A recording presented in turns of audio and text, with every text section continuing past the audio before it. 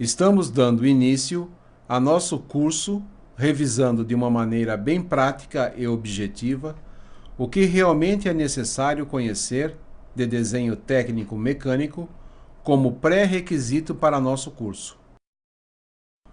O desenho técnico é um verdadeiro idioma, principalmente dentro da indústria. Ele é o meio mais adequado para estabelecer um diálogo entre projetista e um executante de projeto, permitindo ao primeiro transmitir e ao segundo captar tudo sobre a forma, tamanho e os detalhes de um objeto. Sem essa linguagem gráfica, seria impossível tal comunicação.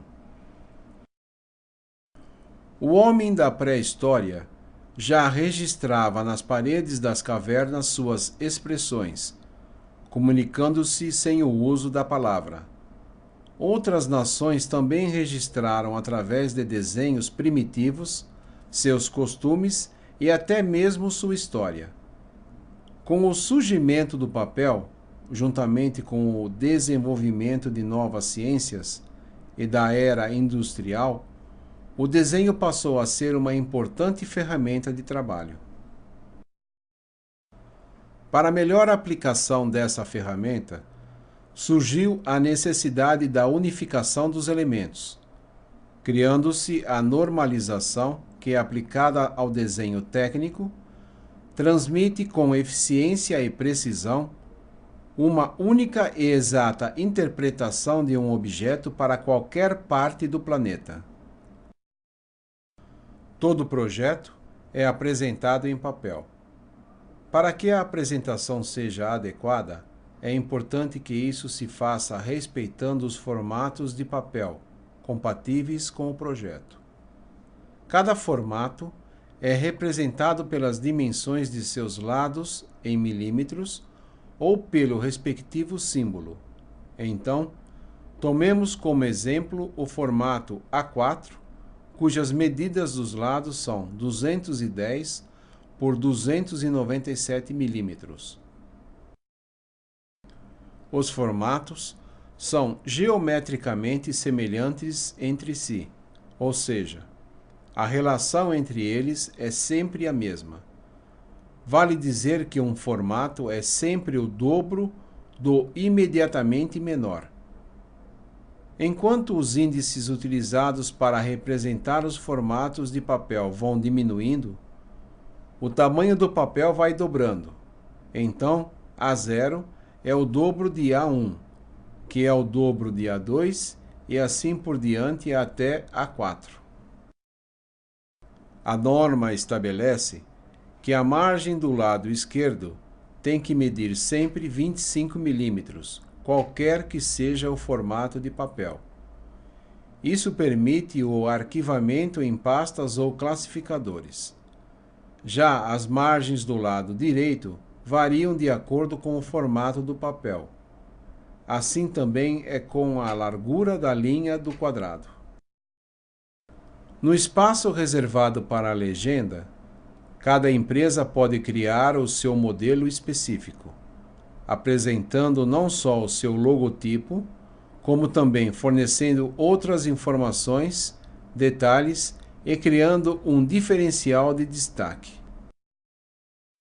Tamanha é a importância da apresentação de um desenho, que além do formato padrão e a legenda completa, o dobramento também é normalizado e deverá ser obedecido rigorosamente. Independente do tamanho do formato, todos obedecem um padrão de dobramento. Lembremos novamente o quanto é importante uma boa aparência na apresentação de um desenho e, para tanto, o rigor com os detalhes e normas. Podemos dizer que a execução de um desenho é dividida em fases distintas. Uma delas consiste do traçado propriamente dito, que deve ser feito através de uma observação minuciosa dos tipos, espessuras, denominação e aplicação das linhas. A aplicação dos tipos e espessuras de linhas deve ser feita de forma bem simples e bem definida a fim de se evitar a má interpretação e possíveis enganos. Além do que, um traçado bem feito vem coroar o bom aspecto que todo desenho deve possuir.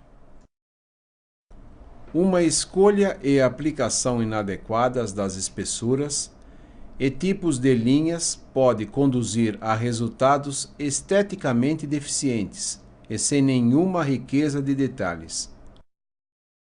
Observe a linha contínua larga A1, que indica todas as partes visíveis do objeto, determinando-lhe o contorno. Agora veja a linha de simetria traço e ponto estreita G1 e G2.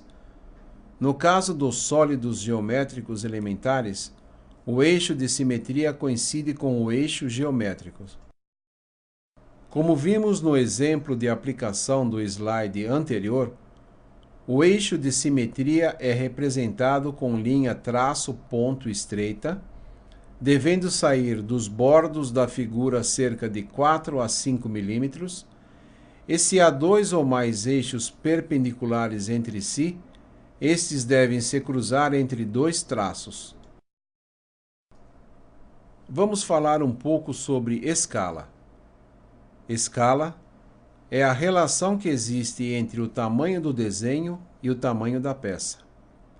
Existem três tipos de escala: natural, de redução ou de ampliação. A escala natural, ou 1 por 1, é aquela em que o objeto é representado com suas dimensões reais no desenho. O numeral colocado à esquerda na escala refere-se sempre ao desenho, e o numeral da direita corresponde às medidas do objeto. Então, por exemplo, na escala 1:2, cada unidade do desenho corresponde a 2 unidades do objeto. Essa é, portanto, uma escala de redução. Já quando o numeral da esquerda, desenho, é menor do que o numeral da esquerda, objeto, temos uma escala de ampliação. Por exemplo, a escala 5:1 quer dizer que as medidas do desenho são 5 vezes as medidas do objeto.